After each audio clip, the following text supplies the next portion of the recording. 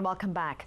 Ukrainian President Viktor Yushchenko has aligned Ukraine with the West, infuriating Moscow and the nearly one-third of the country that's Russian-speaking. Facing elections next January, Yushchenko has vowed not to renew the agreement which allows the Russian Navy to use the Black Sea port of Sevastopol when its lease expires in 2017. This would leave Russia cut off from its only warm water port. Russia and Ukraine are set on a collision course over the country's future. And Sevastopol, with its Russian majority and Black Sea fleet, is the flashpoint. Richard Setbon continues his report. Ukrainian Constitution Day is an event celebrated every year by Sevastopol's embattled minority Ukrainian population on the outskirts of town. Here the national anthem can be heard and the Ukrainian Navy can march in peace. Nearby, Ukrainians have come together for their own flag-waving procession. I think that Ukraine is a part of Europe, historically and by mentality of people. So why is there problems between the Ukraine and Russia? Ukraine and Russia because of Russian imperialistic ambitions, because they think that Russia couldn't be the great country if they wouldn't have Ukraine. Outgunned and angry over the constant agitation of the Russian majority, their display of the flag through town requires a police escort. Because Sevastopol is flooded with Russian flags, the central government has ordered all public buildings to display Ukraine's banner. This gives the city something of a split personality. Savik Schuster hosts Ukraine's most popular political talk show and will be an acute observer of the presidential elections that will be held here in 2010. As the date approaches, tensions are rising, especially over the issue of NATO membership. Russia perceives NATO exactly as the Soviet Union perceived it in the 70s or 80s. So basically, it's an enemy bloc, and if Ukraine adheres to NATO, it chooses the side of an enemy, of the enemy. Many Russians fear that by joining NATO, the government will have a free hand to oppress Ukraine's Russian community. Now, Ukraine cannot be friendly if it's a member of NATO, because NATO is targeted to limit Russia and to undermine Russian position. Under the ban of NATO, in Estonia and Latvia, they have not democratic, apartheid-style regimes where ethnic Russians are publicly discriminated. Oleg Tarasyuk is one of the leaders of the Orange Revolution and a former foreign minister. A sovereign state has the right to make a choice with whom to have a friendship, with whom to conclude alliances. Russia has no right to, to say no or yes to any state, including Ukraine. For centuries, Russian political elite was and still is infected with the, bacille of expansionism, imperialism. So then they cannot, recuperate from this disease, even today. As elections approach, Russian politicians like Sergei Markov are leaving Moscow and heading to Sevastopol, holding conferences, stirring the pot, even demanding Crimea's return to the motherland. Yuri Lushkov is the powerful mayor of Moscow. He yearns to restore Russia's regional hegemony. With the tacit backing of the Kremlin, he's spent millions from his city's well-padded budget building housing for military veterans here, stoking separatism, and working to overturn the Orange Revolution. Я в качестве гостеприимного подарка получил бумагу от службы безопасности Украины, которая меня предупредила, чтобы я молчал. Как вы считаете, правильно нам молчать? Так вот, мы не молчим. Мы не хотим раскола между нашими государствами.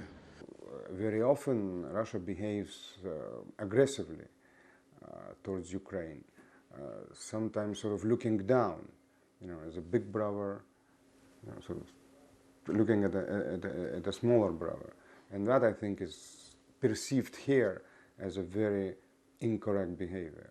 I think that deep inside, Putin does not accept that there is a country like Ukraine.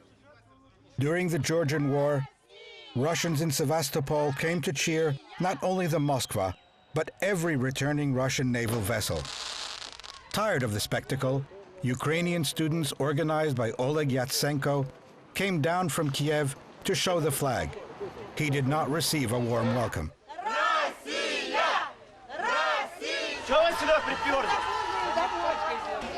Мы уже договаривались, что вы не будете приезжать и учить нас жить. Олег, это наше последнее предупреждение. Это не угроза. Но я только что вернулся из Осетии и только что видел, что делали ваши друзья-грузины. The Russian scenario is to make the separatist movement, support it, and then make this territory a breakaway republic, led by Russian military, which contributed to cessation of territories in Georgia and Moldova. And the same is the goal of the Black Sea Fleet in Sevastopol and in Crimea as a whole. On the question of language, Oleg feels that after years of Russian being imposed on Ukrainians, it's time to redress the balance. Look, I was an ordinary Soviet kid.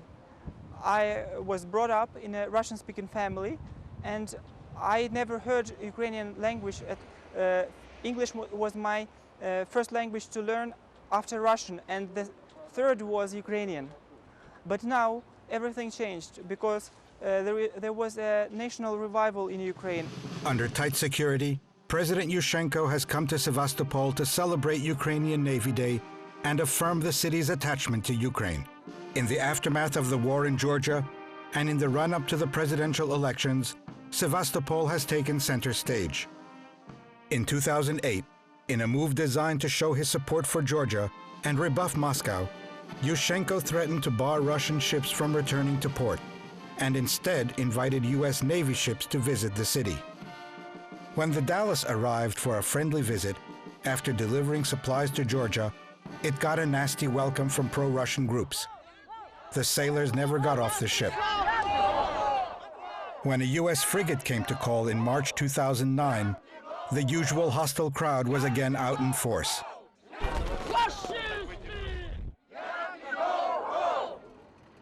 When Ukraine became independent in 1991, the Soviet Black Sea Fleet was split with Russia. The two navies now share the port in uncomfortable proximity. The Russian boats have kept the Red Star, and the Ukrainian ones have added a U. In 1997, Russia and Ukraine, after much argument, signed a 20-year lease agreement. The port of Sevastopol is irreplaceable. From here, Russia can control the Black Sea and extend its reach into the Mediterranean. If Ukraine joins NATO, Russia's only warm deep-water port will be uncomfortably in the heart of an enemy alliance. President Yushchenko says the Russian Navy, here for centuries, will have to go when the lease expires. Жодному президенту, будь-якій політичній силі розміщувати після 2017 року будь-чиї військові формування. As he reviews his navy, Russian protesters hold vigil on a hill, making clear their determination to oppose his plan. A plan that will be carried out unless, of course, a government more amenable to Moscow comes to power. Independence Square in Kiev, where the Orange Revolution took place, is quiet today, but the Orange Revolution is now in trouble. It's unlikely now that Yushchenko could assemble the big, enthusiastic crowds who filled the square in 2004. Yet President Yushchenko remains an idealist. Щоб вона не відбулася. Досить часто сьогодні, в тому числі в російських засобах, називають Україну або штучною державою, або випадковою державою. Переконаний, що українська нація повинна твердо розуміти, що найпрекраснішою, наймилішою мрією будь-якої нації є створення власної держави. But the high hopes of the Orange Revolution have given way to a sense of disappointment. Orange Revolution today is a failed revolution. All the promises that have been made during the Orange Revolution, none of them are fulfilled. So basically people are disillusioned. To imagine that somebody would today go on squares and streets to defend, I don't know, human rights, to defend ideals, democracy, etc., is very difficult. The back and forth between pro-Russians and pro-Ukrainians has brought politics in this country to the breaking point. A revolution like the Orange one, still it was a revolution around an election. And basically the fact that they repeated the election and one of the people won, he had to try and become, as President Obama has to do, or any other president, he still has to be the president of all the Ukrainians. He has to try to unite the country and find issues and develop issues that are uniting and not on the contrary. NATO, to begin with, is an issue that divides. Language is an issue that divides. Those are the issues that he made of primary importance. Today, the future of Ukraine is in question. People are worried. Another war in the region, another compromised or indecisive election, and the state could unravel, and the country could even descend into civil war.